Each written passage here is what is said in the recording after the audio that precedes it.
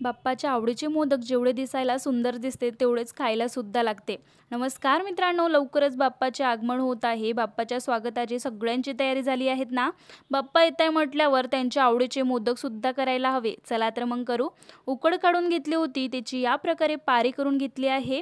छान खोलगट पारी तयार करायची आहे. आता कळ्या पाडून घ्यायच्या आहे. 2 बोटाला छान कोरडं पीठ लावून घ्यायचं आहे आणि या 2 बोटांनी आणि त्या पारीला शेवटपर्यंत कळ्या पाडून घ्यायच्या आहे. आपल्या चॅनलवरती सविस्तर रेसिपी दिली आहे, तर नक्की जाऊन पहा. सगळ्या कळ्या झाल्यानंतर त्यामध्ये सारण भरून घ्यायचं आहे. मोदकाचं नाक बंद करायचं आहे आणि मोदकाला केळीच्या पानावरती ठेवून 10 ते 12 मिनिटांसाठी छान मोदकाला वाफवून घ्यायचं आहे.